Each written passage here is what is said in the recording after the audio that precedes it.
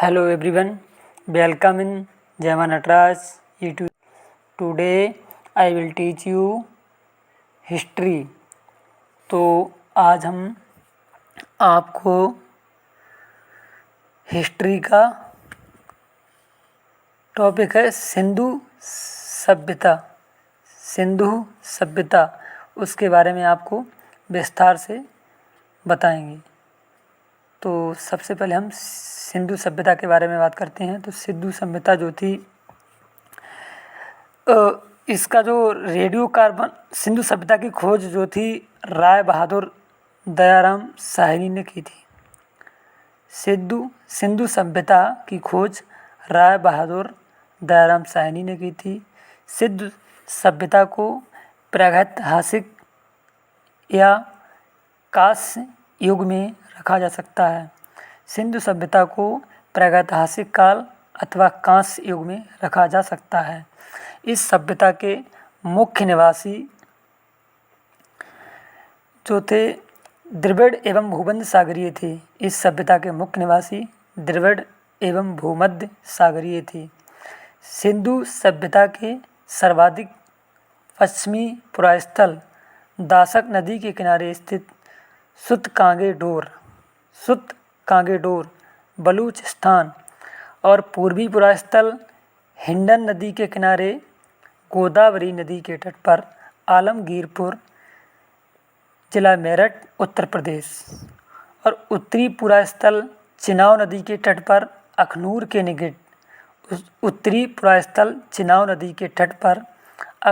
के निकट मादा जो पड़ता है जम्मू कश्मीर तथा दक्षिणी पुरास्थल दायमाबाद जिला अहमदनगर महाराष्ट्र।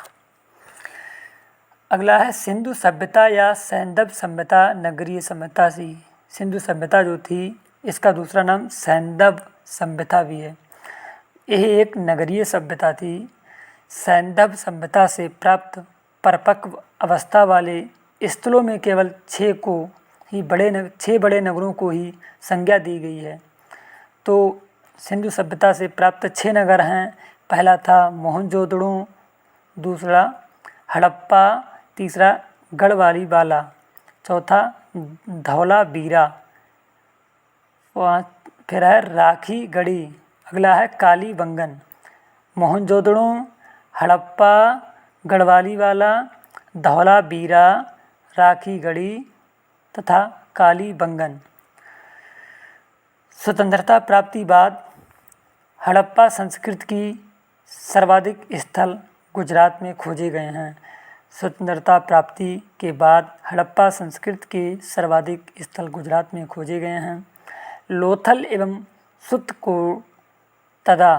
सुतकोतदा सिंधु सभ्यता का बंदरगाह था। लोथल एवं सुतकोतदा सिंधु सभ्यता का बंदरगाह था। जुते हुए खेत और नक्काशीदार ईंटों के प्रयोग का साक्ष्य जो है कालीबंगन से प्राप्त हुआ है। मोहनजोदड़ो से प्राप्त अन्नागार संभवतः सैंधव सभ्यता की सबसे बड़ी इमारत है। मोहनजोदड़ो से प्राप्त बृहत स्नानगार एक प्रमुख स्मारक है, जिसके मध्य स्थित स्नान कुंड 11.88 मीटर लंबा, 7.01 मीटर चौड़ा एवं 2.43 मीटर गहरा है।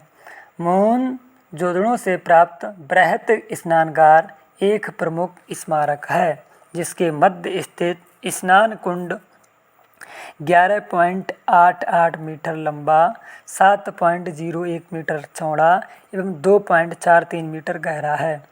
अग्निकुंड लोथल एवं कालीबंगन से प्राप्त हुए हैं। मोहनजोदड़ो से प्राप्त एक सील पर 3 मुख वाला देवता, जिसे बोलते हैं पशुपतिनाथ की मूर्ति मिली है। मोहनजोदड़ो से प्राप्त एक सील पर 3 मुख वाले देवता पशुपतिनाथ की मूर्ति मिली है। उनके चारों ओर हाथी, गैंडा, चीता एवं भैंसा विराजमान है। मोहनजोदड़ो से नतर्की की एक कांस्य मूर्ति मिली है। मनके बनाने के कारखाने लोथल एवं चनहुदड़ों से मिले हैं। हड़प्पा की मोहरों पर सबसे अधिक एक श्रृंगी पशु का अंकन मिलता है। सिंधु सभ्यता की लिपि जो है भाव चित्रात्मक है। सिंधु सभ्यता की लिपि भाव चित्रात्मक है। यह लिपि दाईं ओर से बाईं ओर लिखी जाती थी। यह लिपि दाईं ओर से बाईं ओर लिखी जाती थी। सिंधु सभ्यता के लोगों ने नगरों तथा घरों के विन्यास के लिए ग्रिड पद्धति अपनाई। सिंधु सभ्यता के लोगों ने नगरों एवं घरों के विन्यास के लिए ग्रिड पद्धति अपनाई। घरों के दरवाजे और खिड़कियां सड़क की ओर ना खुलकर पिछवाड़े की ओर खुला करते थे। केवल लोथल नगर के घरों के दरवाजे मुख्य सड़क की ओर खुलते थे। सिंधु सभ्यता में मुख्य फसल थी गेहूँ और जौ। सिंधु सभ्यता में मुख्य फसल गेहूँ एवं जौ थी। सैंदववासी जो थे मिठास के लिए शहद का प्रयोग किया करते थे।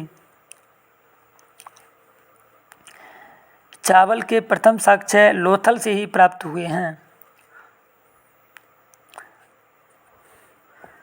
सैंदव सभ्यता के लोग यातायात के लिए 2 पहिया एवं 4 पहियों वाली बैलगाड़ी या भैंसा गाड़ी का उपयोग किया करते थे।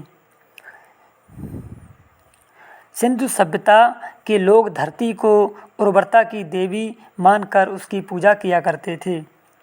वृक्ष पूजा एवं शिव पूजा के प्रचलन के साक्ष्य भी सिंधु सभ्यता से मिलते हैं। स्वास्तिक चिन्ह संभवतः हड़प्पा सभ्यता की देन है। स्वास्तिक चिन्ह संभवतः हड़प्पा सभ्यता की देन है। इस चिन्ह से सूर्य उपासना का अनुमान लगाया जाता है। सिंधु घाटी के नगरों में किसी भी मंदिर के अवशेष नहीं मिले हैं। सिंधु सभ्यता में मातृ देवी की उपासना सर्वाधिक प्रचलित थी। सिंधु सभ्यता में मातृ देवी की उपासना सर्वाधिक प्रचलित थी। पशुओं में कुंबड़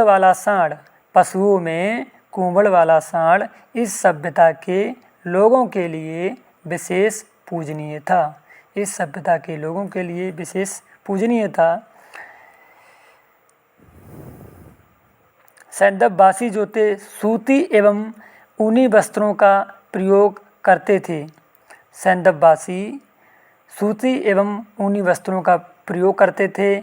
मनोरंजन के लिए सैंदववासी मछली पकड़ना मनोरंजन के लिए सैंदववासी जो थे मछली पकड़ना, शिकार करना, पशु पक्षियों को आपस में लड़ाना, चौपड़ और पासा खेलना आदि साधनों का प्रयोग किया करते थे। सिंधु सभ्यता के लोग जो थे काले रंग से डिजाइन किए हुए लाल मिट्टी के बर्तन बनाते थे। सिंधु घाटी के लोग तलवार से परिचित नहीं थे। कालीबंगन एकमात्र हड़प्पाकालीन स्थल था जिसका निचला शहर भी किले से घिरा हुआ था। कालीबंगन का अर्थ है काली चूड़ियाँ। कालीबंगन का अर्थ है काली चूड़ियाँ। यहाँ से पूर्व हड़प्पा स्त्रियों के खेत जोते जाने के और अग्नि पूजा की प्रथा के प्रमाण मिले हैं। पर्दा प्रथा एवं वेश्यावृत्ति सैंदव सभ्यता में प्रचलित थी। शवों को जलाने एवं गाड़ने यानी दोनों प्रथाएं प्रचलित थीं। हड़प्पा में शवों को दफनाने जबकि मोहनजोदड़ो में जलाने की प्रथा विद्यमान थी। लोथल एवं कालीबंगा में युग्म समाधियां मिली हैं। सैंदव सभ्यता के विनाश का संभवतः सबसे प्रभावी कारण बाढ़ था। आग में पकी हुई मिट्टी को टेराकोटा कहा जाता है। आग में पकी हुई मिट्टी को टेराकोटा कहा जाता है। अब इसके क्वेश्चन है वो ध्यान से सुन लीजिएगा। पहला क्वेश्चन है सिंधु सभ्यता की खोज किसने की? सिंधु सभ्यता की खोज किसने की? तो आंसर होगा राय बहादुर दयाराम साहनी। राय बहादुर दयाराम साहनी। अगला है सिंधु सभ्यता को किस युग में रखा जा सकता है? सिंधु सभ्यता को किस युग में रखा जा सकता है? तो आंसर होगा प्रागैतिहासिक काल अथवा कांस्य युग। अगला क्वेश्चन है सिंधु सभ्यता किस प्रकार की सभ्यता थी? तो आंसर होगा नगरीय सभ्यता। नगरीय सभ्यता। सिंधु सभ्यता का दूसरा नाम क्या है? तो आंसर होगा सैंधव सभ्यता। सैंधव सभ्यता। अगला क्वेश्चन है, सिंधु सभ्यता से कितने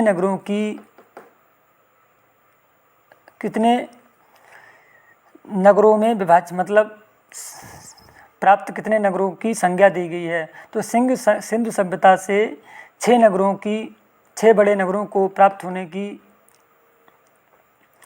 हुए हैं 6 बड़े नगर। तो पहला है मोहनजोदड़ो, दूसरा हड़प्पा, तीसरा गढ़वालीवाला, चौथा धौलावीरा, पांचवा राखीगढ़ी, छठा कालीबंगन। क्वेश्चन ये हुआ था कि सिंधु सभ्यता से प्राप्त कितने नगरों की संज्ञा दी गई है? तो सिंधु सभ्यता से 6 बड़े नगर प्राप्त हुए हैं। पहला मोहनजोदड़ो, दूसरा हड़प्पा, गढ़वारी बाला, धौलावीरा, राखीगढ़ी, कालीबंगन। अगला क्वेश्चन है, स्वतंत्रता प्राप्ति के बाद हड़प्पा संस्कृति के सर्वाधिक स्थल कहाँ खोजे गए हैं? तो आंसर होगा गुजरात।